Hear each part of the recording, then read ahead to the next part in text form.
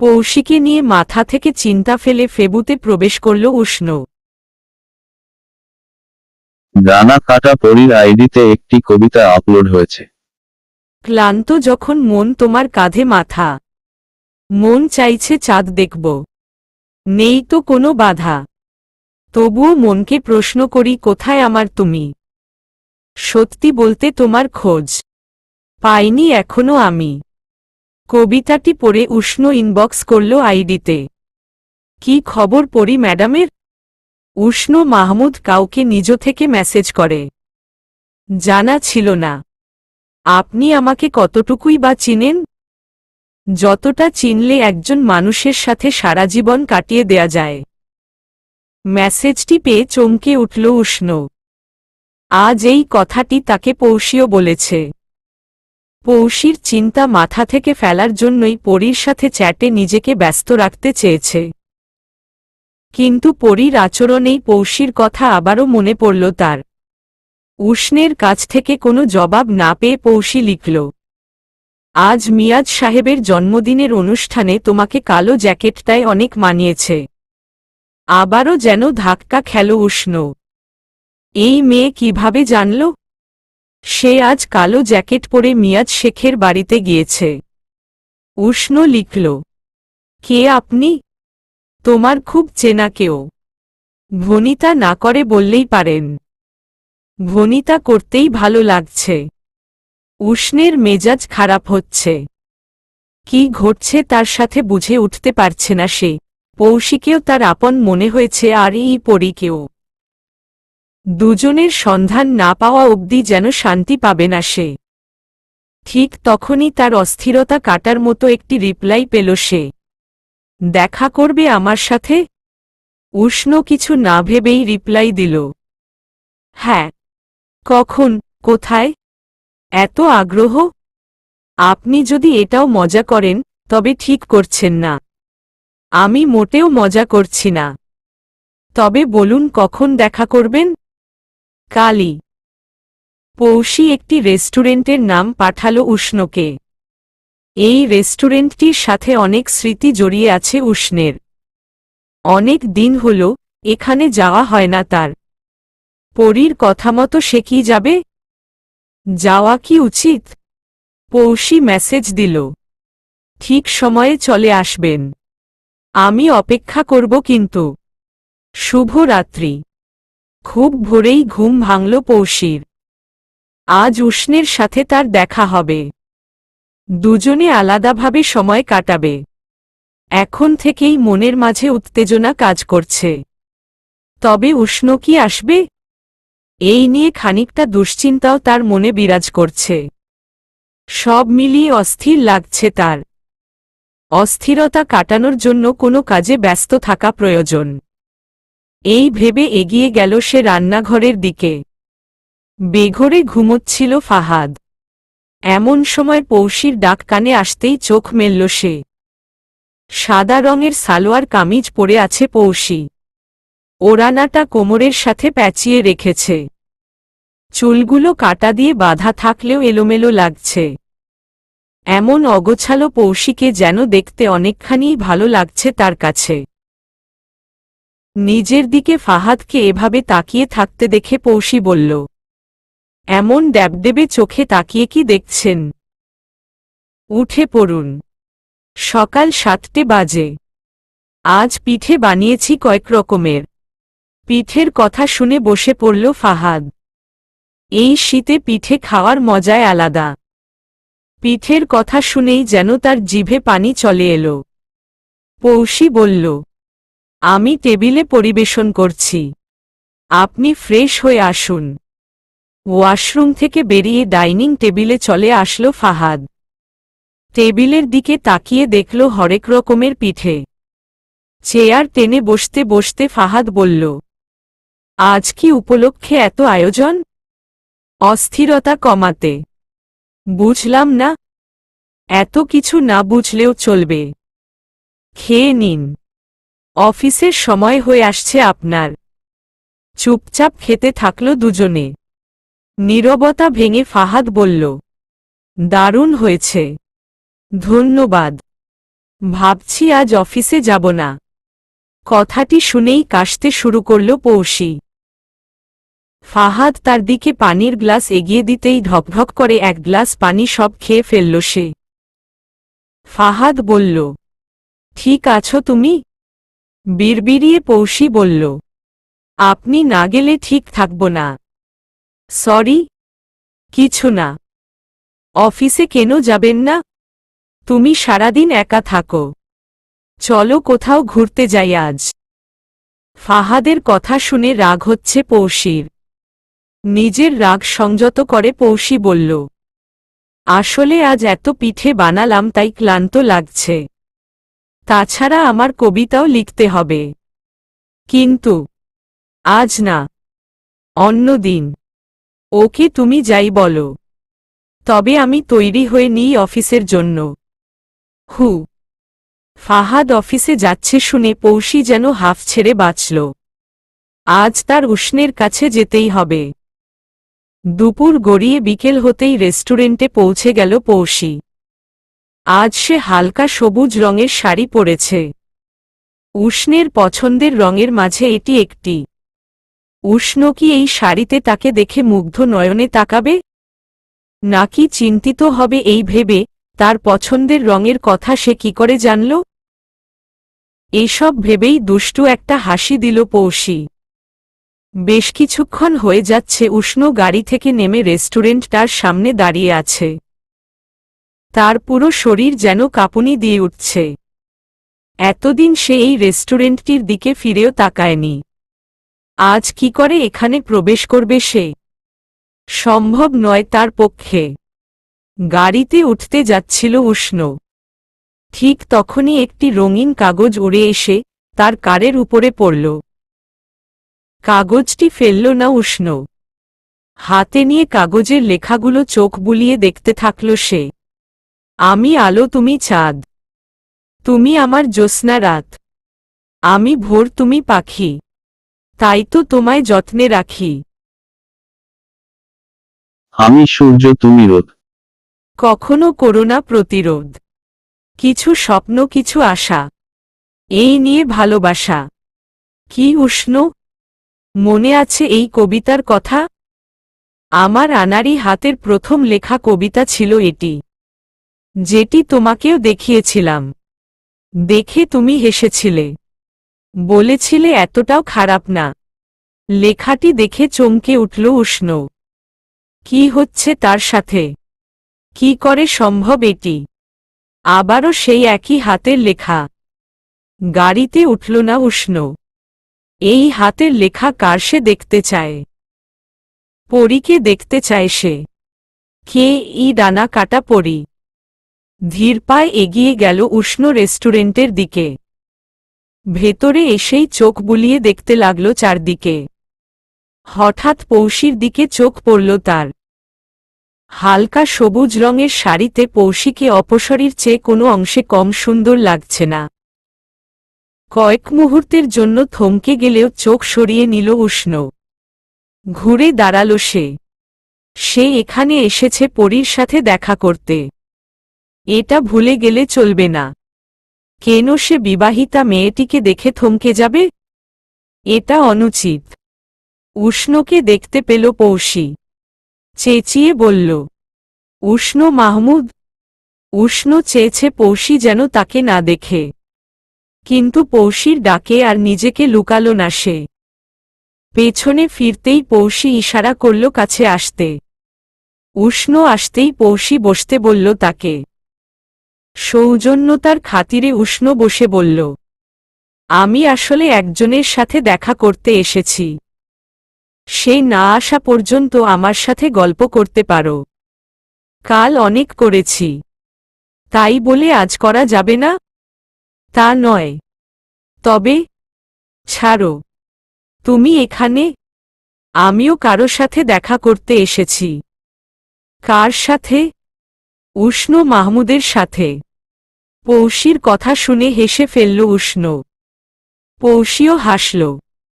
বেশ কিছুক্ষণ সময় পার হয়ে গেলেও পরীর দেখা পেল না উষ্ণ। ফোন বের করে মেসেজ দিল সে। আপনি বলেছিলেন অপেক্ষা করবেন, কিন্তু আমিই অপেক্ষা করে আছি। উষ্ণকে মোবাইল নিতে দেখে পৌষীও ফেবুতে ঢুকল।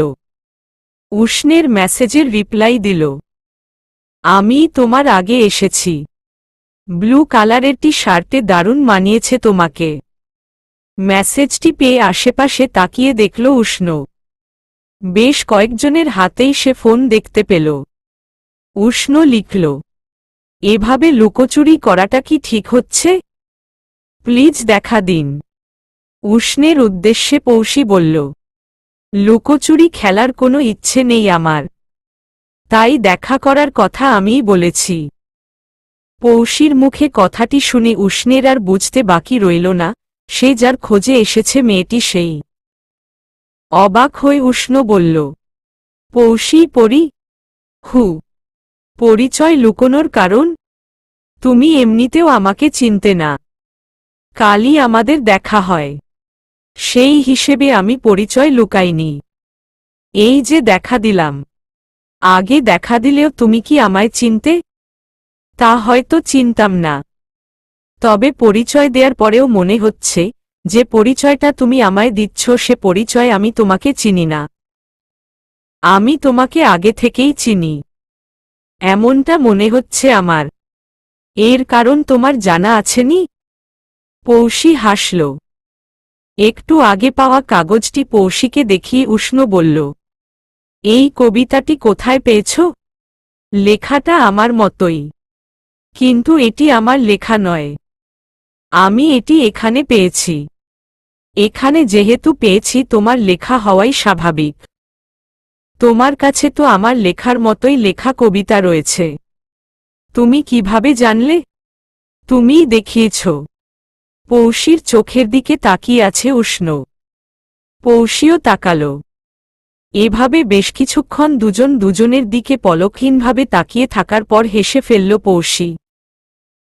হাসতে হাসতেই বলল, আমাকে কি সুন্দর লাগছে দেখতে? এভাবে তাকিয়ে থাকার কারণ?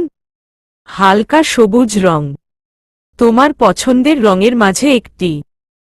আমি এসব কখনো প্রকাশ করিনি। আমার খুব আপনজন ছাড়া পার্সোনাল বিষয়ে কোনো ফ্যানের জানার কথা নয়। আমি হয়তো তোমার আপনজনদের মাঝেই একজন। কথাটি বলে আবারও হাসতে থাকল পৌষী। ডানা কাটা পরীর আইডি পৌষীর, এটা জানতে পেরেও উষ্ণ যেন শান্তি পেল না। মনে হচ্ছে এখনো অনেক কিছুই তার অজানা। পৌষীর কাছাকাছি থেকে তাকে আবিষ্কার করতে চায় উষ্ণ, কেননা পৌষী তার কাছে রহস্যময়ী। অফিসে বিশেষ কোনো কাজ না থাকার কারণে বাসার পথে রওনা হল ফাহাদ। মাঝপথে জ্যামে আটকে গেল সে। হঠাৎ তার চোখ পড়ল রেস্টুরেন্টের সামনে। সিঁড়ি বেয়ে একই সাথে নামছে পৌষী ও উষ্ণ। ফাহাদ আরেকটু ভালোভাবেই লক্ষ্য করতেই বুঝল সে ভুল দেখেনি। তার মানে উষ্ণের সাথে দেখা করার জন্যই মিথ্যে বলেছে পৌষী। কেন এমন করছে পৌষী? কি সম্পর্কে উষ্ণ মাহমুদের সাথে তার? আজ পৌষীকে এর জবাব দিতেই হবে। দরজায় তালা লাগানো বিধায় বাড়ির সামনে দাঁড়িয়ে আছে ফাহাদ। পৌষী এসে ফাহাদকে দেখে চমকে গেল। আমতা আমতা করে বলল, আজও আপনি তাড়াতাড়ি ফিরে এসেছেন?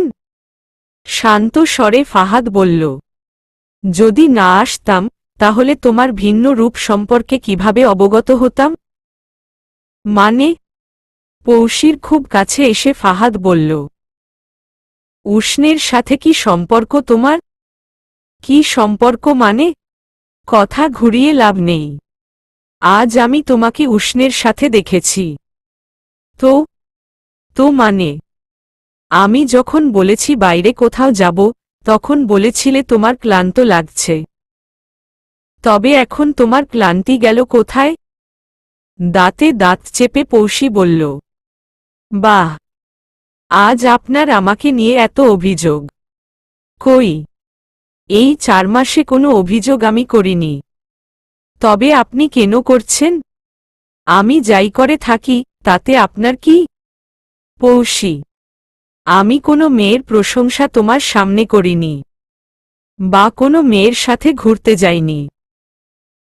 তোমাকে আমার স্ত্রী হিসেবে পছন্দ ছিল না, তাই দূরত্ব বজায় রেখেছি। তো রাখুন, দূরত্ব বজায়ই রাখুন। আপনি আমাকে অবহেলা করতে পারেন, এতে কিছু না। আমি আমার স্বপ্নের পুরুষের সাথে দেখা করতে গেলাম, এতেই আপনার সমস্যা। মুখে লাগাম দিয়ে কথা বলো। তুমি বিবাহিতা একজন নারী, আমি তোমার স্বামী। ওই উষ্ণ নয়। স্বামী হয়েছেন বলে কি কিনে নিয়েছেন আমাকে? আমাকে চাকরানি করে রাখার মতলব তাই না আপনার?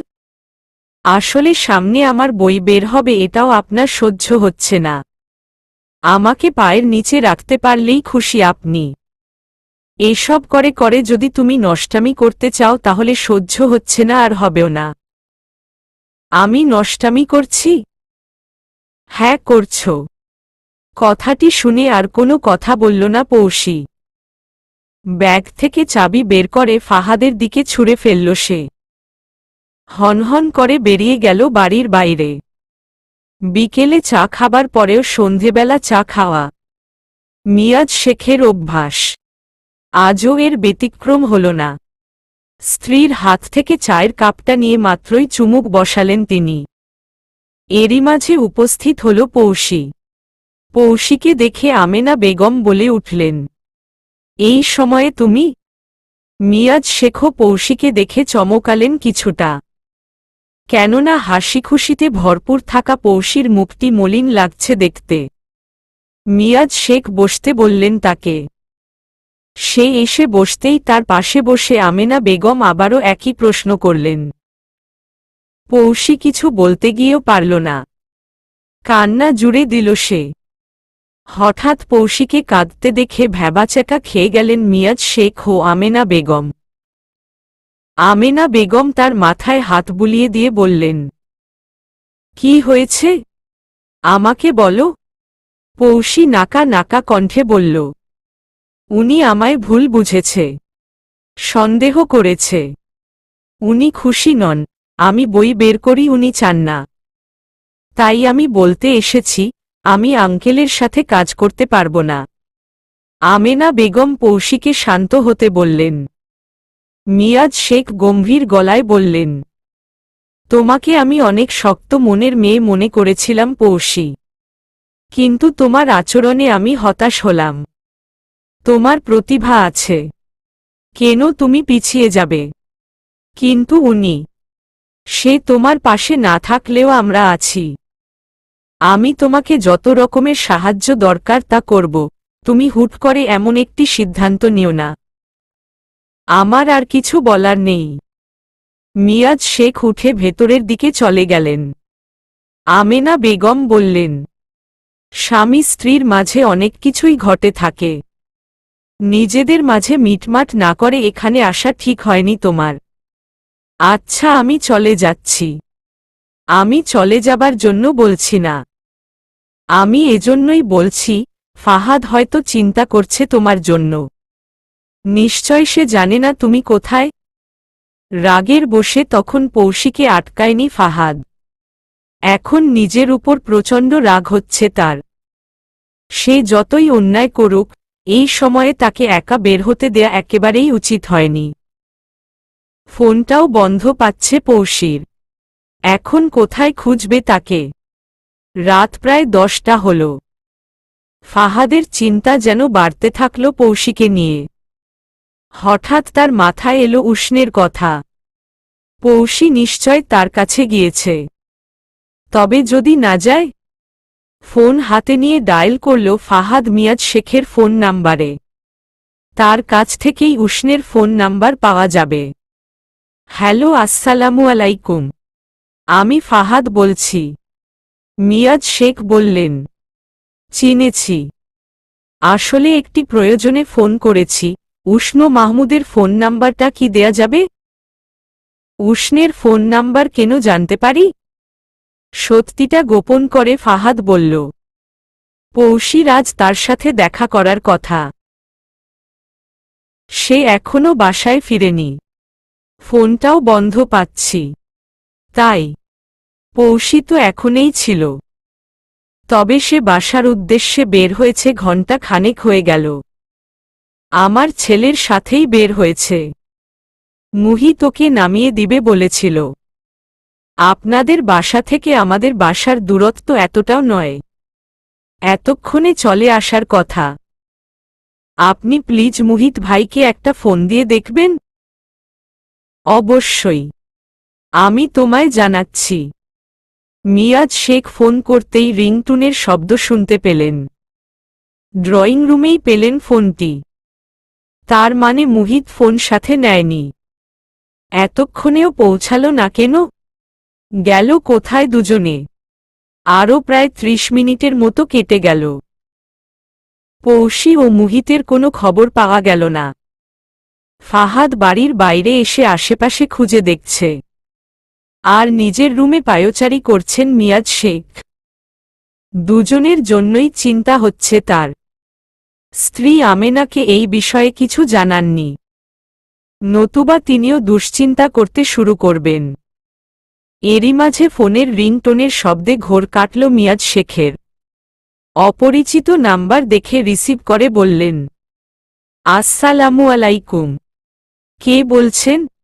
ওপাশ থেকে বলল, বাবা আমি মুহিত বলছি। মুহিত? পৌষি এখনো বাসায় ফিরেনি কেন? আর তুই এতক্ষণ বাইরে কি করছিস? বাসায় ফোনটাও রেখে গেলি?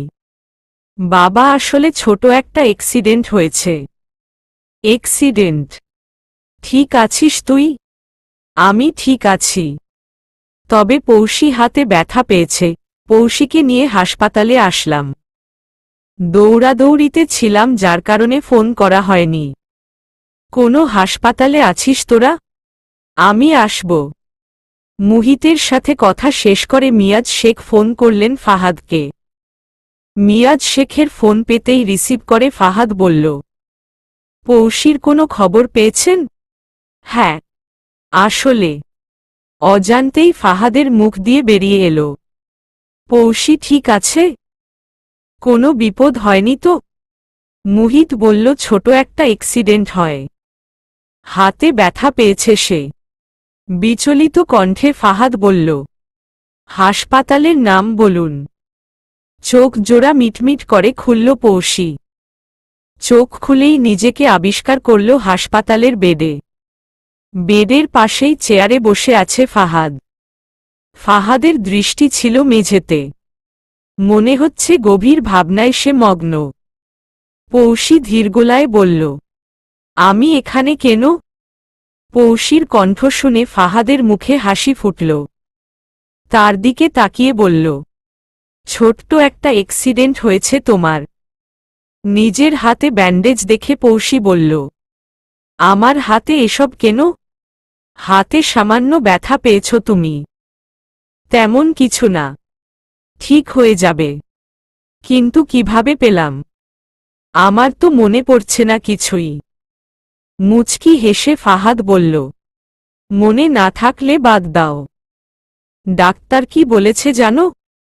তোমার শরীর অনেক ফুরবল, তাই কিছুদিন হাসপাতালেই থাকলেই ভালো হয়। শরীর ফুরবল কেন? সেটা তোমারই ভালো জানার কথা। কিছুক্ষণ চুপ থেকে পৌষি বলল, আমার কেমন যেন সব এলোমেলো লাগছে। মনে হচ্ছে অনেকদিন ঘুমিয়েছিলাম। রেস্ট করো, ভালো লাগবে। ঘুমানোর চেষ্টা করো। পৌষির মাথায় হাত বুলিয়ে দিতে থাকল ফাহাদ। এই প্রথম ফাহাদের এমন স্পর্শ পেয়েছে পৌষি। অসুস্থের মাঝেও ফাহাদের স্পর্শে তার মনে দোলা দিয়ে যাচ্ছে। বিবাহিত জীবনের এই মুহূর্তটিকেই সেরা মনে হচ্ছে তার কাছে। ফোন বেজে উঠল ফাহাদের। মিয়াজ শেখের ফোন পেয়ে একটু দূরে এসে রিসিভ করল সে। জি আঙ্কেল বলুন। আমি যখন গেলাম পৌষি তো ঘুমছিল, দেখাই হলো না। কি অবস্থা এখন? উঠেছে, শরীরে দুর্বলতা আছে। ওহ, সুস্থ হয়ে যাবে ইনশাআল্লাহ। দোয়া করবেন। তা তো অবশ্যই। শুনো, আমি কাল মুহিতের সাথে ঢাকা যাচ্ছি একটা কাজে। ফিরে এসে দেখা করব তোমাদের সাথে।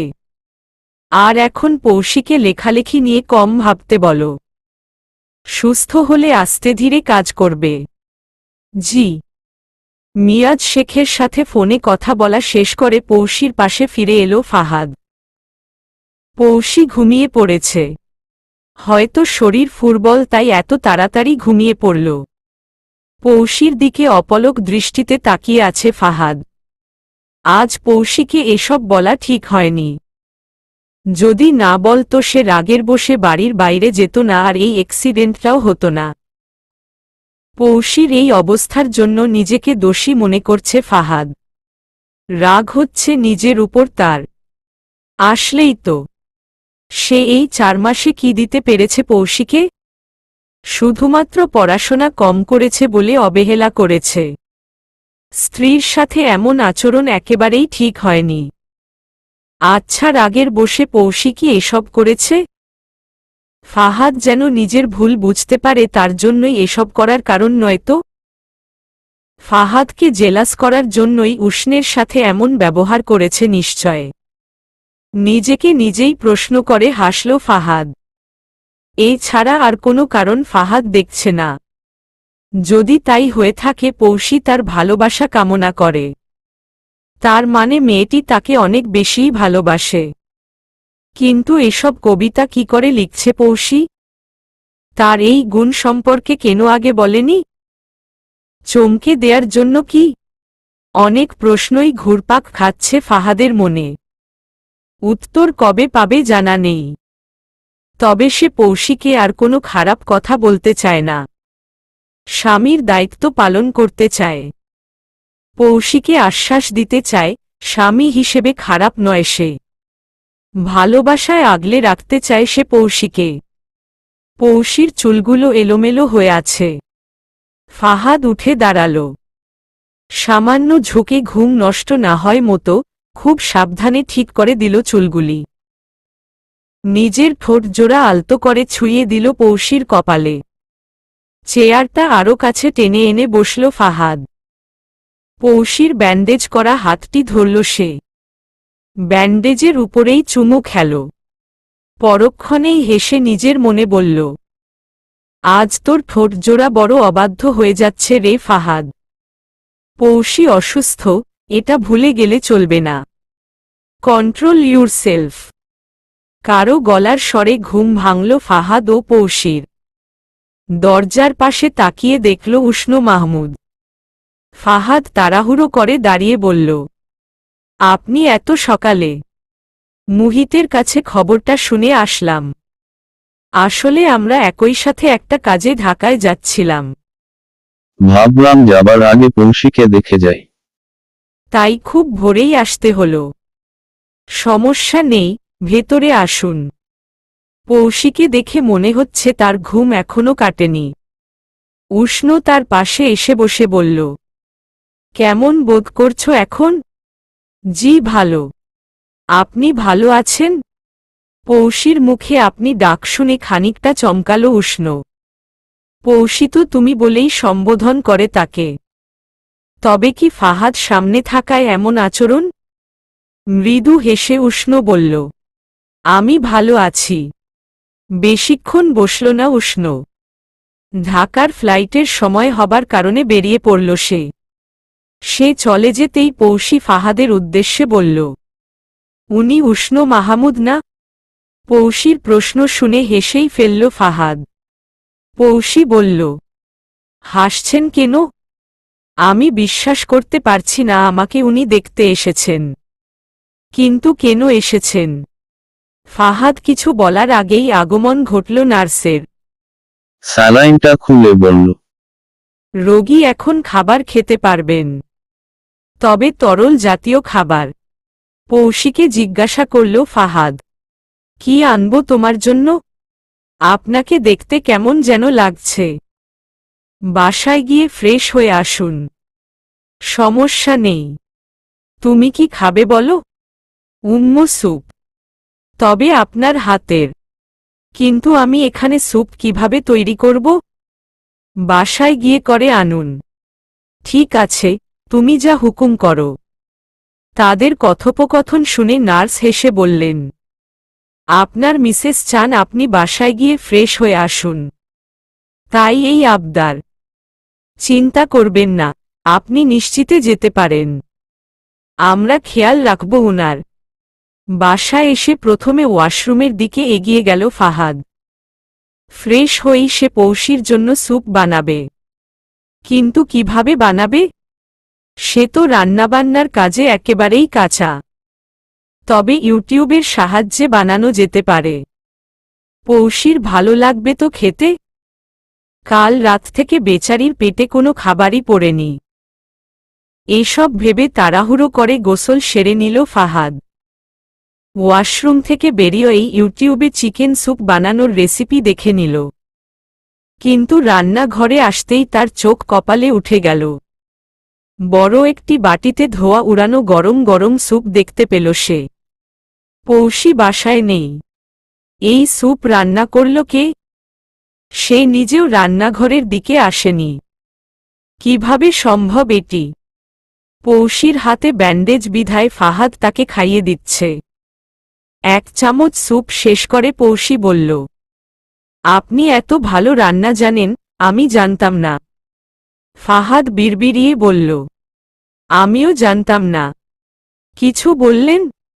না, এই একটু চেষ্টা করলাম আর কি। সত্যি অনেক ভালো হয়েছে। হুম। আচ্ছা শুনো, ভাবছি তোমার বাসায় খবর দিব। আমি অফিসে চলে গেলে তোমার দেখাশোনা কে করবে? তাই তোমার বাসায় ছুটি নিয়ে নিন। মানে? মাথাটা নিচু করে পৌশি বলল, কিছু না। কেননা সে জানে এমন আবদার সে ফাহাদকে করতে পারে না। সেই অধিকার তার নেই। ফাহাদ তার আবদার রাখবে না। স্যুপ বানিয়ে আনা আর অফিসের ছুটি নিয়ে বাসায় বসে সেবা যত্ন করার মাঝে অনেকখানি তফাত রয়েছে। ফাহাদ বলল, আমি নার্সকে বলে রেখেছি, কোনো অসুবিধে হলে বলিও তাকে। আমার অফিসে যেতে হবে, তাড়াতাড়ি চলে আসব। হু। স্যুপের ব্যাপারে পৌশিকে কিছু জানালো না ফাহাদ। শুনলে হয়তো বিশ্বাসই করবে না। পরের দিন দুপুরের দিকে পৌশিকে নিয়ে বাসায় এলো ফাহাদ। দরজার সামনে আসতেই চমকে গেল পৌশি। দরজার উপরে রঙিন কাগজ লাগানো। তার উপরে লেখা, স্বাগতম পৌশি। পৌশির চেয়েও বেশি অবাক হল ফাহাদ। সে তো এসব করেনি। পৌশি মুচকি হেসে বলল, ধন্যবাদ। পৌশির মুখে হাসি দেখে তাকে কিছু বলল না ফাহাদ। চুপচাপ দরজা খুলে ভেতরে প্রবেশ করল তারা। পৌশিকে বলল, তুমি রুমে যাও, আমি ফ্রেশ হয়ে আসছি। পৌশি রুমে এসেই একটা চিৎকার দিল। ফাহাদ তার চিৎকারের শব্দ শুনে দ্রুতবেগে এগিয়ে গেল তার দিকে। হাঁপাতে হাঁপাতে ফাহাদ বলল, কি হয়েছে? আচমকা ফাহাদকে জড়িয়ে ধরে পৌশি বলল, আপনি এসব করেছেন আমি বিশ্বাস করতে পারছি না। ফাহাদ কিছু বলার আগেই পুরো রুমটার দিকে নজর পড়ল তার। খুব সুন্দরভাবে বেলুন দিয়ে সাজানো চারপাশে। খাটে ফুলের পাপড়ি ছিটানো। এসব দেখে ফাহাদের চোখ চড়াক গাছে। ফাহাদ এসবের কিছুই করেনি। নিজের কাছ থেকে পৌশিকে ছাড়িয়ে নিয়ে ফাহাদ বলল, দেখো পৌশি। ফাহাদের কথা শেষ হবার আগেই শব্দ করে কেঁদে উঠল পৌশি। ফাহাদ বলল, আবার কাঁদছ কেন? ভাঙা ভাঙা গলায় পৌশি বলল, আমি কখনো ভাবিনি আপনি আমার জন্য এত আয়োজন করবেন। আমি কল্পনাও। আবারও ভ্যাঁ ভ্যাঁ শব্দে বাচ্চাদের মতো কেঁদে উঠল পৌশি। তার এমন কান্না দেখে ফাহাদ হেসেই ফেলল। ফাহাদকে হাসতে দেখে পৌশির কান্নার মাত্রা যেন আরও বেড়ে গেল। পৌশিকে নিজের বুকে টেনে নিয়ে ফাহাদ বলল, ওলে আমার পিচ্চি বউটা কাঁদে না। এতটাও পিচ্চি না, আমার কাছে পিচ্চি। দেখি আসো ফ্রেশ হয়ে নাও, জামাটা বদলে নাও। ফাহাদের বুকে মুখটা লুকিয়ে পৌশি বলল, হাসপাতালে নার্স সাহায্য করেছিল জামা বদলাতে। আমার হাতে ব্যথা। এখন একা একা কিভাবে করব? খানিকক্ষণ চুপ থেকে ফাহাদ বলল, আমি সাহায্য করব তোমাকে। এ কি আপনি? কোনো সমস্যা? আমি তোমার স্বামী। করতেই পারি। শুধু জামা পাল্টাতে সাহায্য নয়, আরও অনেক কিছুই করতে পারি। কথাটি শুনে পৌশির ফর্সা মুখটা লাল আবরণ ধারণ করল। ফাহাদের মুখে কথাটি শুনেই তার নিঃশ্বাস বন্ধ হয়ে যাবার উপক্রম হয়েছে, আর যদি সত্যিই কিছু করে তবে হয়তো শ্বাসটা আটকেই যাবে। ফাহাদ বলল, কি লাগবে না সাহায্য? শান্ত স্বরে পৌশি বলল, লাগবে। পৌশিকে জামা বদলাতে সাহায্য করে নিজেও ফ্রেশ হতে গেল ফাহাদ। এদিকে পৌশি খাটের উপরে ঘুপটি মেরে বসে আছে। একটু আগের মুহূর্তটাকে থামিয়ে দিতে ইচ্ছে করেছিল। ফাহাদের তরফ থেকে এমন আচরণ সে ভাবতে পারছে না। তবে কি ফাহাদের মনে সে জায়গা তৈরি করতে সক্ষম হয়েছে? কিন্তু কিভাবে? হঠাৎ তার প্রতি ফাহাদের এমন আচরণের কারণ কি হতে পারে? এসব ভাবতে ভাবতে পৌশি এগিয়ে গেল রান্নাঘরের দিকে। দুপুরের খাবার তৈরি করা প্রয়োজন। রান্নাঘরে এসে পৌশিকে দেখে ফাহাদ বলল, তোমার রান্নাঘরে আসার কি প্রয়োজন পৌশি? পৌশি হেসে বলল, আপনি যে সব রান্না করে রেখেছেন আমি জানতাম না। তাহলে সকালে বাসায় আসার কারণ এসবই।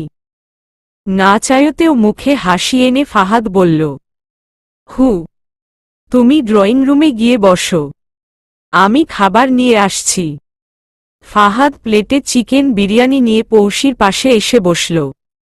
পৌশিকে বলল, দেখি ভালো মেয়ের মতো হা করো, আমি খাইয়ে দিই।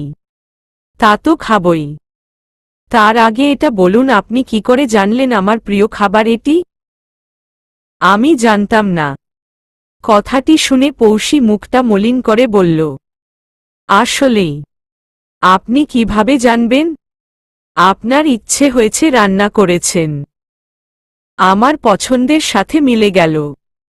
ফাহাদ পৌশির পাশে ঘেঁষে বসে বলল, এখন থেকে জানার চেষ্টা করব।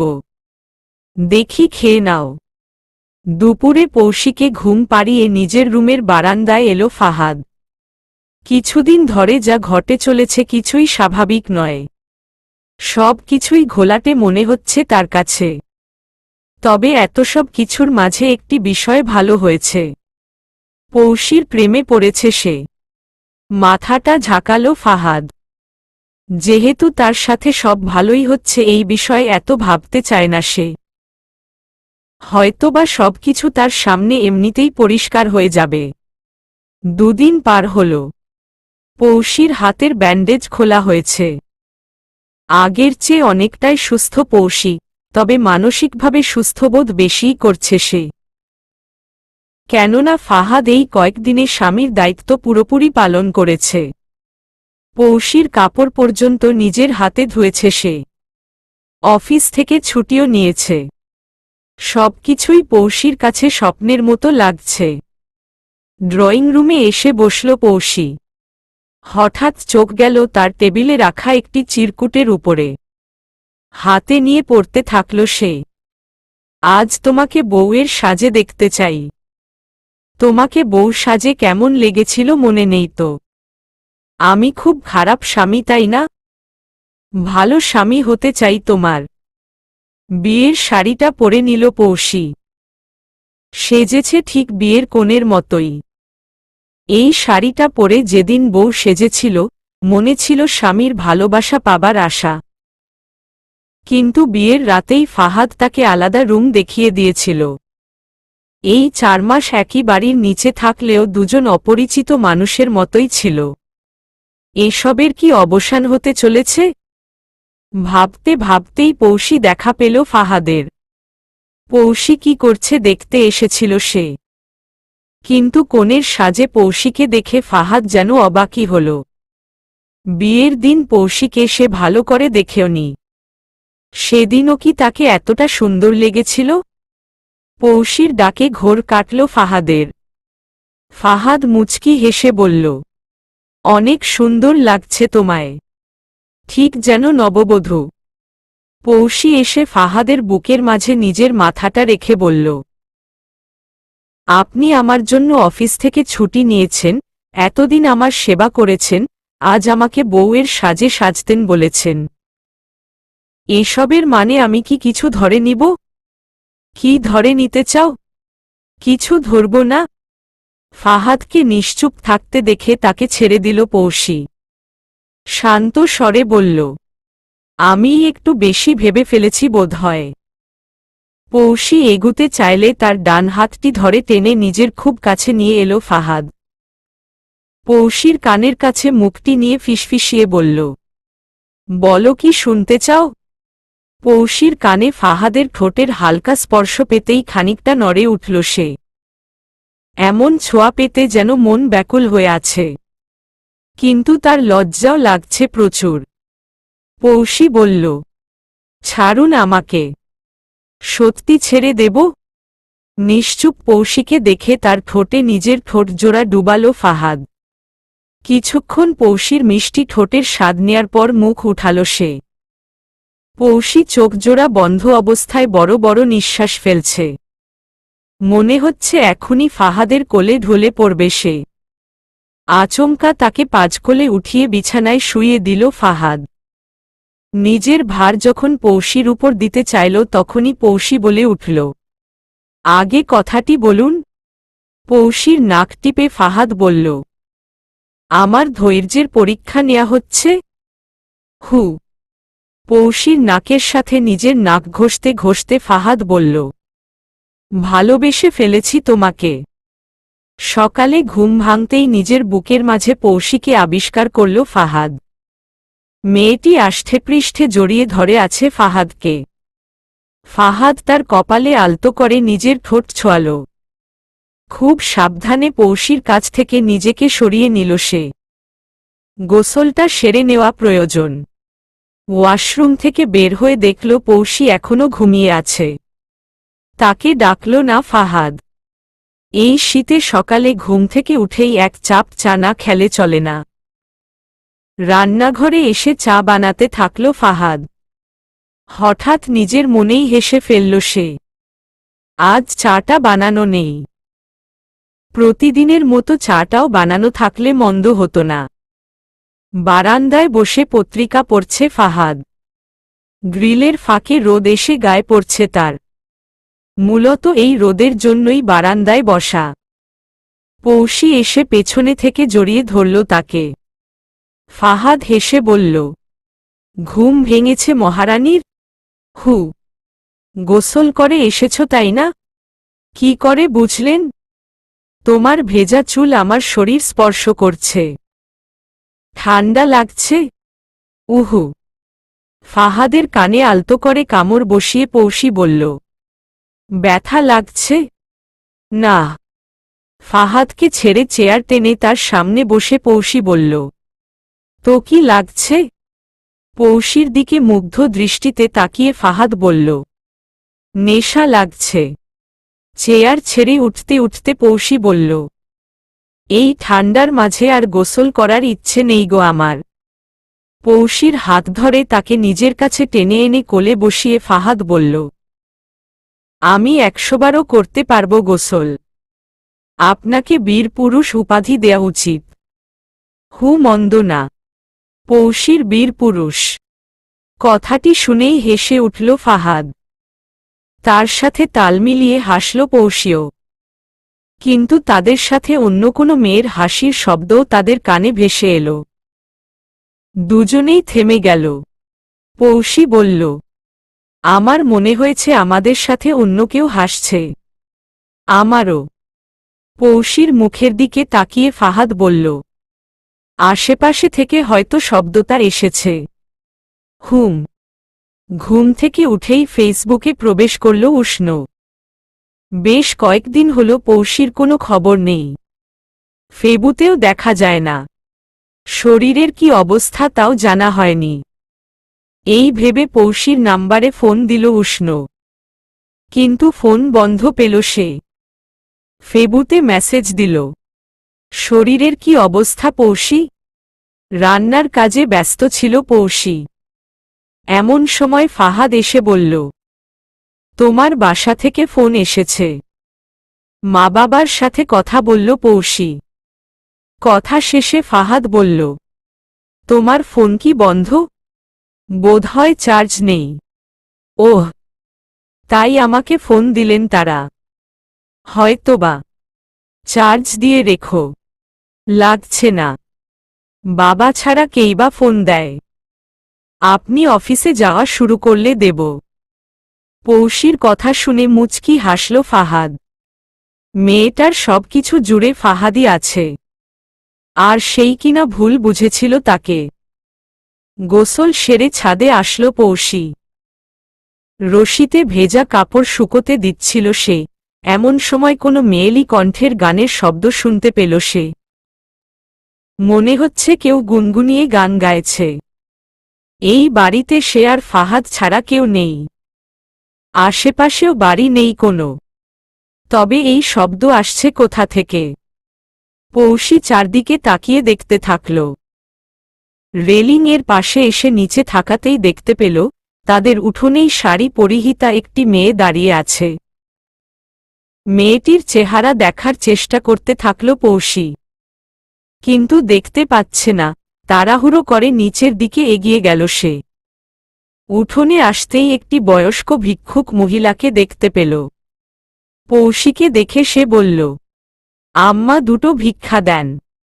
পৌষী চোখ বুলিয়ে চারপাশে দেখে ভিক্ষুক মহিলাটির উদ্দেশ্যে বলল, আপনি কি এখানে কোনো যুবতী মেয়েকে দেখেছেন?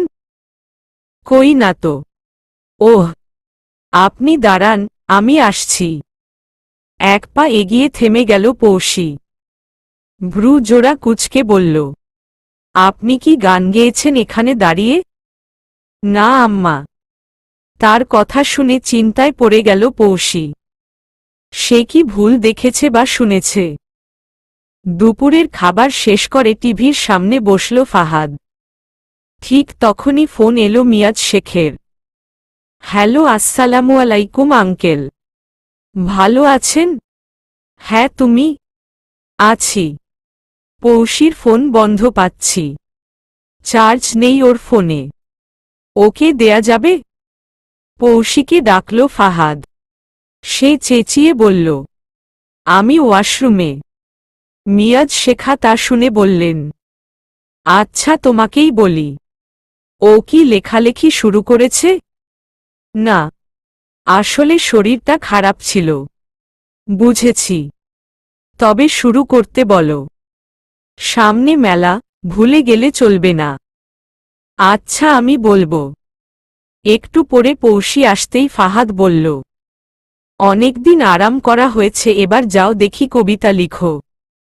একদিন অন্তত একটা লেখার চেষ্টা করো।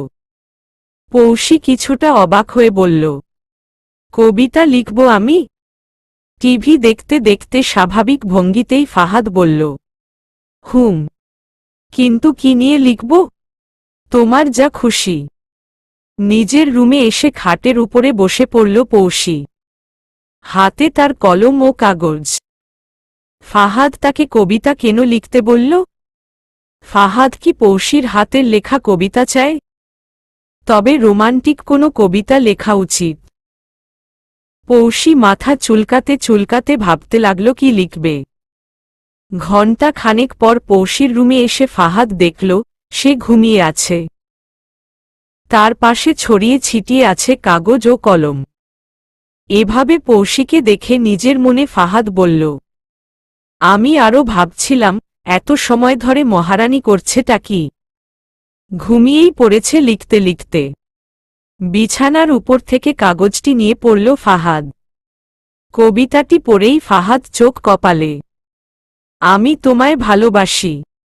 তোমাকে না পেলে দিব গলায় ফাঁসি। আরও বেশি বেশি চাই তোমার আদর। বুঝেছ আমার বাদর? এতক্ষণে পৌষী এই 4 লাইন লিখেছে। তাও আবার এমন কবিতা। সেই বাজে হাতের লেখা। পৌষী কি এসব দুষ্টুমির বশে ইচ্ছে করেই করল? আরও 2 দিন পার হল। ফাহাদের অফিসের ছুটিও শেষের দিকে। কাল থেকে অফিস যেতে হবে। পৌষী মনোযোগ সহকারে টিভিতে সিনেমা দেখছিল। ফাহাদ তার পাশে বসে বলল, পৌষী, তুমি কবিতা কেন লিখছ না? টিভির সাউন্ড কমিয়ে পৌষী বলল, সেদিন না লিখলাম। আমার কবিতা এতই ভালো লেগেছে যে আরও চাই। উহু, মজা করো না পৌষী, তোমার পাণ্ডুলিপি জমা দিতে হবে। ভ্রু কুচকে পৌষী বলল, পাণ্ডুলিপি কি? ঘি। যাও, লেখা শুরু করো, পরে আমাকেই দোষারোপ করবে। আপনি এসব কি বলছেন? আমি কিছুই বুঝছি না। না বোঝার কি আছে পৌষী? মিয়াজ শেখকে পাণ্ডুলিপি জমা দিতে হবে তোমার। আর তুমি কিনা অবহেলা করছ। মিয়াজ শেখকে? অনেক হয়েছে মজা, থামো তো। আচমকা কর্কশ কণ্ঠে পৌষী বলে উঠল, তখন থেকে কি শুরু করেছেন? কিসের পাণ্ডুলিপি আর কেই বা মিয়াজ শেখ? আমি কিছু বুঝছি না। আমি কোনো কবিতা লিখতে পারবো না। আর কি করেই বা লিখব? এসব আমি পারি নাকি? হনহনিয়ে পৌষী নিজের রুমের দিকে এগিয়ে গেল। ফাহাদ তার কথার কোনো মানেই বুঝতে পারল না। এই মেয়ে পাণ্ডুলিপি কি এটাই নাকি জানে না? বলছেটা কি? তার পিছু পিছু ফাহাদও রুমে এলো। পৌষী বিছানার উপরে বসে ফুপিয়ে কাঁদতে থাকল। ফাহাদ তার পাশে বসতেই সে বলল, আপনি জানেন আমি এসব পারি না। আমাকে ছোট করতেই এসব বলছেন তাই না আপনি? আমাকে ভালো না লাগলে বলে দিন, কাজের মেয়ের মতো থাকব। তবুও এসবের কি দরকার? পৌষীকে নিজের বুকের মাঝে জড়িয়ে ফাহাদ বলল, শান্ত হও, তোমার কিছুই করতে হবে না। আমি সরি। পৌষী কেঁদেই চলেছে।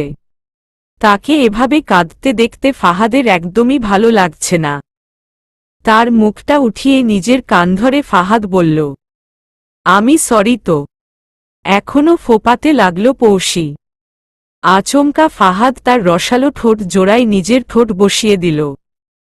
কিছুক্ষণ এভাবে কাটার পর হাসতে হাসতে ফাহাদ বলল, এটা চায় এমনে বললেই পারতে, কান্নাকাটি করার কি প্রয়োজন? মুখটা বাঁকিয়ে পৌষী বলল, চাই না। আমি রেগে আছি। আরও গভীর কিছু দিলে কি রাগটা কমবে? মুচকি হাসল পৌষী। পৌষীর ঘাড়ের উপরে পড়া চুলগুলো সরিয়ে আলতো করে ঠোঁটের ছোঁয়া বসিয়ে ফাহাদ বলল, বুঝলাম, কমবে। ফাহাদ অফিসে গিয়েছে বেশ কিছুক্ষণ হয়েছে। রান্নার কাজে ব্যস্ত ছিল পৌষী। এমন সময় কলিং বেলের শব্দ শুনতে পেল সে। ফাহাদ বলেছে, বেলের শব্দ শুনলে দরজায় লাগানো দূরবীন দিয়ে দেখার জন্য কে এসেছে। ফাহাদের কথামতো দেখল পৌষী। ধবধবে সাদা রঙের শাড়ি পরিহিতা একটি মেয়ে দাঁড়িয়ে আছে। পৌষী এপাশ থেকে বলল, কে? মেয়েটি জবাব দিল, আমি আপনাদের এলাকার মেয়ে। দরজা খুলতেই মেয়েটিকে ভালোভাবে দেখে চমকালো পৌষী। দুধে আলতা গায়ের রং, ঘন কালো চুল, গোলাপি ঠোঁট তার। সব মিলিয়ে মেয়েটিকে সুন্দরী নয়, অনেক বেশিই সুন্দরী বলা যায়। কোনো সাজগোজ ছাড়াই মেয়েটিকে অসাধারণ লাগছে দেখতে। পৌষী মেয়ে হয়ে কোনো মেয়েকে দেখে এতটা মুগ্ধ হল। মেয়েটি বলল, ভেতরে আসতে বলবেন না? মেয়েটির কথা শুনে ঘোর কাটল পৌষীর, মুখে হাসি এনে বলল, জি আসুন। ভেতরে এসে সোফাতে বসল দুজনে। পৌষী বলল, আপনার পরিচয়? এই এলাকায় আমার বাসা। বলেছি। তা বলেছেন। নামটা জানতে চাইছি। ওহ, তিশানি। আপনি যেমন সুন্দরী, নামটাও আপনার মতো সুন্দর। মেয়েটি বিড়বিড়িয়ে বলল, এই সৌন্দর্যই আমার কাল হয়েছিল। পৌষী বলল, কিছু বললেন? বললাম আপনিও অনেক সুন্দরী। আপনার চেয়ে কম, এটা মানতেই হবে। আমি আপনাকে তুমি করেই বলি? ছোট হবে তুমি আমার। বলতে পারেন, কিন্তু কি করে বুঝলেন ছোট হব? মৃদু হেসে তিশানি বলল, অভিজ্ঞতা। আপনি কি কোনো দরকারে এসেছেন? হুম। বলুন। শুনলে আমার উপর রাগ করবে না তো? তিশানির মুখের ভঙ্গি দেখে পৌষি জবাব দিল, আগে শুনি। তোমার হাতের 1 কাপ চা খেতে এসেছি। কথাটি শুনে ফিক করে হেসে ফেলল পৌষি। হাসতে হাসতেই বলল, এই ব্যাপার। আমি ভেবেছি কি নাকি, আপনি বসুন। আমি চা বানিয়ে আনছি। পৌষি চা বানিয়ে ড্রয়িং রুমে এসে দেখল তিশানি নেই। পৌষি ডাকতে থাকল তাকে। কোনো সাড়া পেল না। তবে কি চলে গেল সে? কিন্তু পৌষি দেখল দরজা বন্ধ। সে বেরিয়ে গেলে নিশ্চয় দরজা বন্ধ থাকত না। পৌষি খুঁজতে লাগল তাকে। খুঁজতে খুঁজতে নিজের রুমে আসতেই থমকে গেল পৌষি। দেখল, তিশানির শরীর ফ্যানের সাথে ঝুলছে। এমন একটি দৃশ্য দেখে নিজেকে সামলাতে পারল না সে। চিৎকার করে বলে উঠল, তিশানি! সাথে সাথেই ঘুম ভেঙে গেল পৌষির। বিছানার উপরে বসে পড়ল সে। ডিম লাইটের আলোতে ঘুমন্ত ফাহাদের মুখটা দেখতে পেল। তার মানে এতক্ষণ সে স্বপ্ন দেখছিল। এই শীতের মাঝেও ঘামছে পৌষি। গলাটা শুকিয়ে কাঠ হয়ে গিয়েছে। পানির জগটা ফাঁকা দেখে ফাহাদকে ডাকতে চাইল। ফাহাদের মুখের দিকে তাকাতেই তার ঘুম নষ্ট করতে ইচ্ছে হল না পৌষির। বিবস্ত্র অবস্থায় কম্বলটা গায়ে তার। বিছানার পাশে পড়ে থাকা শাড়িটা শরীরের সাথে প্যাঁচিয়ে উঠে পড়ল পৌষি। পানি খাওয়া প্রয়োজন। ড্রয়িং রুমে এসে পুরো 1 গ্লাস পানি ঢকঢক করে শেষ করে ফেলল সে। রুমের দিকে এগুনোর সময় কোনো মেয়ের কান্নার শব্দ কানে এলো তার। আর একটু মনোযোগ দিতেই শব্দ যেন স্পষ্ট শুনতে পাচ্ছে সে। শব্দটি তাদের রুমের পাশের রুমটি থেকেই ভেসে আসছে। ধীরে ধীরে পৌষি এগিয়ে গেল সেদিকে। খাটের উপরে সাদা শাড়ি পরিহিতা তিশানিকে কাঁদতে দেখল সে। কান্নায় ভেঙে পড়া তিশানিকে দেখে কেন যেন মায়া হল পৌষির। কোনো ভয় কাজ করছে না তার। সে তিশানির দিকে এগিয়ে যেতে থাকল। পেছনে কিছু পড়ার শব্দ হতেই ফিরে তাকাল সে। কিন্তু কিছু দেখতে পেল না। খাটের উপরে তাকাতেই দেখল, তিশানি নেই। খাটটি সম্পূর্ণ ফাঁকা।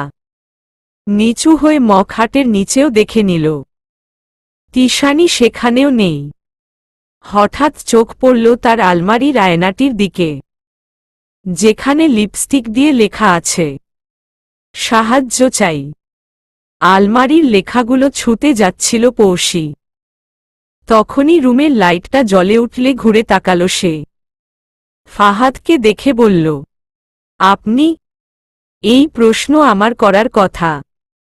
তুমি এত রাতে এখানে কি করছো? ফাহাদকে সবটা খুলে বলতে ইচ্ছে হলেও বলল না পৌষি। ইচ্ছেটা দমিয়ে রেখে বলল, ইঁদুর দেখেছি মনে হল। মারতে এসেছ? আমাদের গ্রামের মুরব্বিরা বলতো, মেয়েরা ইঁদুর মারলে হাতের রান্না মজা হয় না। তাই আমি মারতাম না। এখন পেলে আপনাকে ডাকতাম মারার জন্য। ঘুমোতে আসো তো। বাদ দাও এসব ইঁদুর ফিদুর। ফাহাদের কথা মতো পৌষি বেরিয়ে যাচ্ছে। পেছনে ফিরে দেখল লেখাটি আছে কিনা। লেখাটি নেই। এই লেখাও গায়েব হল কি করে?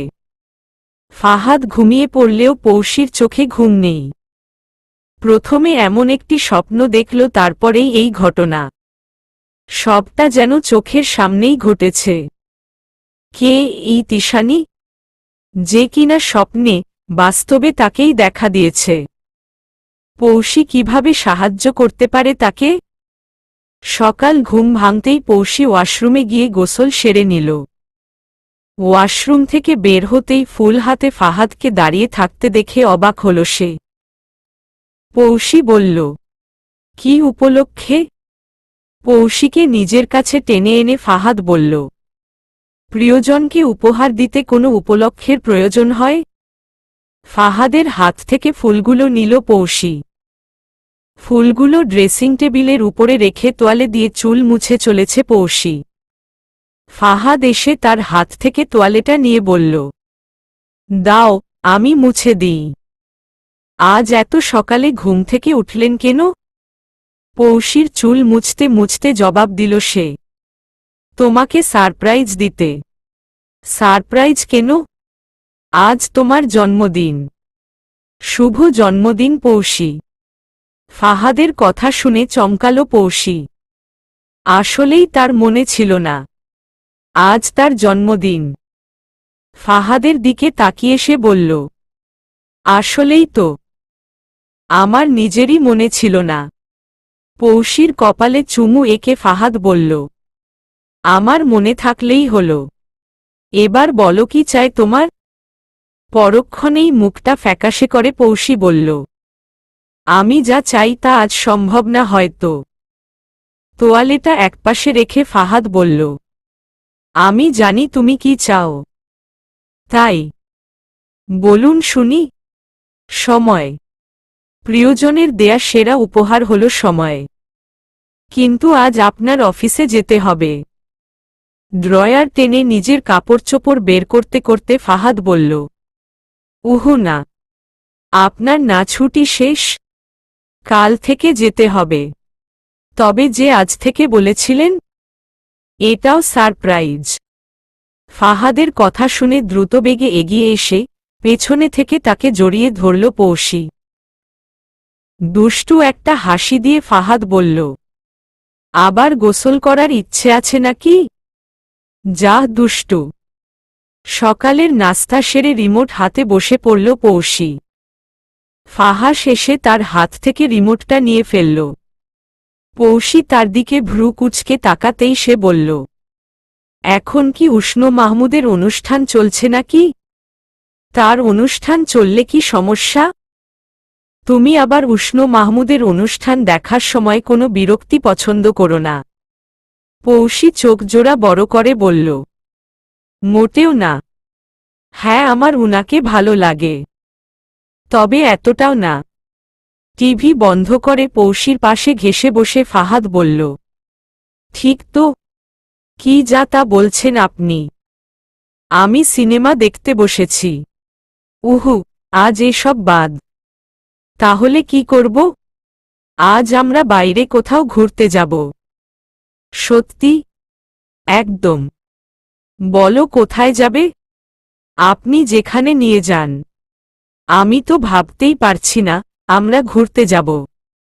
তোমাকে আগেও বলেছিলাম, তুমিই বের হওনি। আমাকে স্বপ্নে বলেছেন নিশ্চয়। আপনি আমাকে ঘুরতে যেতে বলবেন আর আমি রাজি হব না? এমনটা হতেই পারে না। এই বিষয়ে আর কথা না বাড়িয়ে ফাহাদ বলল, নওয়াব বাড়ি দেখেছ তুমি? না, নাম শুনেছিলাম মনে হচ্ছে। কি বলছ? মুখটা ফ্যাকাশে করে পৌশী বলল, সত্যি। কুমিল্লার মেয়ে হয়ে তুমি এটা বলছ? লোকে জানলে কি বলবে পৌশী? আমি কি করে জানব? বাইরে কোথাও ঘুরাই হয়নি আমার। আচ্ছা শুনো, এই নওয়াব বাড়ি হল ফয়জুন্নেসার বাড়ি। নওয়াব ফয়জুন্নেসা চৌধুরানী ছিলেন দক্ষিণ এশিয়ার প্রথম মুসলিম নারী নওয়াব। তিনি কুমিল্লার লাকসাম উপজেলার পশ্চিমগাঁওয়ে 1834 সালে জন্মগ্রহণ করেন। বাবা মারা যাওয়ার পর বাবার জমিদারি লাভ করেন। নারী শিক্ষার প্রসারে একই বছরে তিনি স্থাপন করেন বালিকা বিদ্যালয়। তার প্রতিষ্ঠিত অবৈতনিক মাদ্রাসা এখন নওয়াব ফয়জুন্নেসা সরকারি কলেজে রূপান্তরিত হয়েছে। এই কলেজটির নামও শুনেছিলাম। আমার এক বোন পড়ত এখানে। তিনি নারীদের সুচিকিৎসার জন্য কুমিল্লায় স্থাপন করেন ফয়জুন্নেসা হাসপাতাল। শুধু তাই নয়, টুকটাক লেখালেখিও করতেন তিনি। তাই হ্যাঁ, 1876 সালে ঢাকা গিরিশচন্দ্র মুদ্রণযন্ত্র থেকে প্রকাশিত হয় তার রূপজালাল নামক গ্রন্থ। খুব অল্প পরিমাণে লেখালেখি করলেও তার লেখাকে বঙ্কিমচন্দ্রের সমসাময়িক ধরা হয়। বাই দ্য ওয়ে, বঙ্কিমচন্দ্রকে চিনেছ তো? পৌশী হেসে বলল, হ্যাঁ। গুড। যাও এবার তৈরি হয়ে এসো, আজ আমরা নওয়াব বাড়ি দেখতে যাব। কালো রঙের জামদানি একটি শাড়ি পরে খোপা করেছে পৌশী। সেই খোপাতে দিয়েছে ফাহাদের দেয়া ফুল। কালো শাড়ি, খোপায় লাল গোলাপ, এমন অবস্থায় পৌশীকে দেখে ফাহাদ বলে উঠল, হায়, ইচ্ছে করছে বাইরে আজ না যাই। আজকের প্ল্যান ক্যান্সেল করি। দরজার দিকে এগিয়ে যেতে যেতে পৌশী বলল, চুপচাপ তালা লাগিয়ে নিচে নামুন, আমি অপেক্ষা করছি। আজ ফয়জুন্নেসা খালার বাড়ি আমি দেখবই। তোমার মায়ের বোন হনুনি? মুখ বাঁকিয়ে জবাব দিল, সম্মান করলে অসুবিধে আছে? শুধু মায়ের বোনকেই খালা ডাকা যাবে কথা আছে? ওরে বাপ, ভুল হয়ে গিয়েছে। আমি ভুলে গিয়েছিলাম তুমি আর পিচ্চি নেই, বড় হয়ে গিয়েছ। পৌশী থেমে বলল, বড় হয়েছি? হ্যাঁ, আমাদের বাসর হয়েছে না। বাসর মানে বড় হওয়া। পৌশী হেসে বলল, আসুন তো। নওয়াব ফয়জুন্নেসা চৌধুরানীর বাড়িতে পৌঁছায় ফাহাদ ও পৌশী। গেট পেরুতেই একটি সবুজ মাঠ চোখে পড়ল তাদের। মাঠের দুপাশে দুটি বড় বাড়ি দেখতে পেল তারা, একটি একতলা আরেকটি দুতলা বিশিষ্ট। একতলা বাড়ির দরজায় তালা লাগানো আছে। তাই ফাহাদ ও পৌশী 2 তলা বাড়িটাই প্রবেশ করতে থাকল। বেশ বড় বাড়িটি। বাড়ির ওপর খোদাই করে লেখা, নওয়াব ফয়জুন্নেসা চৌধুরানী ভবন। বাড়ির মাঝখানে এপাশ থেকে ওপাশে যাওয়ার সোজা রাস্তা। বাড়ির ভেতরে পা দিয়ে একটু ভেতরের দিকে যেতেই পৌশীর শরীরটা ছমছম করে উঠল। অনেকটাই অন্ধকার এখানে। ফাহাদের হাত শক্ত করে চেপে ধরে বলল সে, মনে হচ্ছে ভুতুরে কোনো বাড়িতে এসেছি। তোমার খালাম্মার বাসায় এসেছ। ভুতুরে বাড়ি বলছ শুনলে তিনি রাগ করবেন। রেগে গেলে আবার। ফাহাদকে থামিয়ে পৌশী বলল, ধ্যাত, চুপ করেন। মৃত মানুষদের নিয়ে মজা করতে নেই। মুচকি হাসল ফাহাদ। তারা এগিয়ে যেতে থাকল। ক্রমশ অন্ধকার হয়ে আসছে। পা ফেলে একটু ভেতরে যেতেই পাওয়া গেল 2 তলায় উঠার সিঁড়ি। তরতর করে সিঁড়ি বেয়ে উঠছে তারা।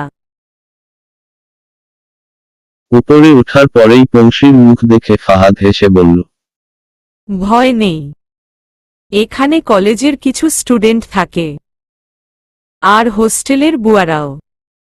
ফাহাদের কথা শুনে ভয় কেটে গেল। মনে লেশমাত্র ভয় নেই। গলার স্বরটা গম্ভীর করে বলল, এতক্ষণ বলেননি কেন? ভয় পেলে কেমন লাগে তোমায় দেখার জন্য। নিশ্চুপ পৌশী। মনে হচ্ছে রাগে ফুলছে। তার হাত ধরে টানতে টানতে ফাহাদ বলল, চলো তোমার ফয়জুন্নেসা খালার রুম দেখবে। এদিকে পৌশীর কোনো খবর না পেয়ে চিন্তিত উষ্ণ।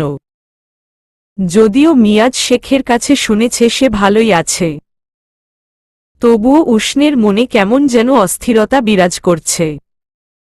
পৌশীর মাঝে একজনকে খুঁজে পেয়েছিল সে, তার জন্যই হয়তো এই অস্থিরতা। ভালোই তো লাগতো উষ্ণের তার সঙ্গ। এক্সিডেন্টের পরে এমন কি হল? পৌশী কোনো খবর নিল না, ফেসবুকে এলো না, এমনকি ফোন পর্যন্ত বন্ধ রেখেছে। উষ্ণের যে অনেক কিছু জানার বাকি। বাড়ি থেকে বেরিয়ে এলো ফাহাদ ও পৌশি। নবাব ফয়জুন্নেছার জমিদার বাড়ির সাথেই রয়েছে 10 গম্বুজ বিশিষ্ট নবাব ফয়জুন্নেছা জামে মসজিদ। পৌশি তা দেখে বলল, মসজিদটাও অনেক সুন্দর। হুম। নান্দনিক এই মসজিদটিতে পুরুষদের সাথে সাথে মেয়েদেরও নামাজ পড়ার ব্যবস্থা আছে। হুম। ফাহাদ মসজিদের পাশে দেখিয়ে বলল, এখানেই শায়িত আছেন নবাব ফয়জুন্নেছা চৌধুরানী ও তার পরিবারের সদস্যগণ। আচ্ছা, চলো আরেকটা জমিদার বাড়ি দেখাবো তোমাকে। দূরে? না, এখান থেকে কাছে। এই মসজিদের পাশের রাস্তা দিয়ে দিঘির পার ধরে মিনিট 5 লাগবে হেঁটে যেতেই। হাঁটতে হাঁটতে পৌশি বলল, এই বাড়িটির নাম কি? বাগিচা বাড়ি। এটি ধ্বংসপ্রাপ্ত প্রাচীন জমিদার বাড়ি। ধ্বংসপ্রাপ্ত কেন? সংরক্ষণের অভাবে ধ্বংস হয়ে যাচ্ছে স্থাপত্যশিল্পের এই প্রাচীন নিদর্শনগুলি। উষ্ণ রুমের মাঝে পায়চারি করছিল। তখনই ফোন এলো মিয়াজ শেখের। কি অবস্থা উষ্ণ? ভালো আছি। আপনি? আমিও ভালো। কাল কুমিল্লা চলে যাব। যদিও মুহিত আর তোমার আন্টি এখানেই থাকবে। আমি আবার এতদিন ঢাকা শহরে থাকতে পারি না। কথাটি বলে হাসতে থাকলেন মিয়াজ শেখ। উষ্ণ বলল, আমিও যাব কুমিল্লায়। সে কি? মাত্রই এলে ঢাকায়। তাছাড়া তুমি তো ঢাকাতেই থাকো। কোনো কাজে যাবে? ঢাকায় আপাতত কাজ নেই কোনো। বাড়িতেই থেকে আসি আরো কয়েকটা দিন। মন্দ বলনি। নিজের জন্মস্থানে থাকার মতো শান্তি আর কোথাও পাওয়া যায় না। কেন যে মুহিত বুঝে না। কিছুক্ষণ মিয়াজ শেখের সাথে কথা বলে ফোন রাখল উষ্ণ। মূলত পৌশির জন্যই কুমিল্লায় যাবে সে। রহস্যময়ীর থেকে দূরে থাকলে রহস্যের উদ্ঘাটন করবে কি করে? চলবে।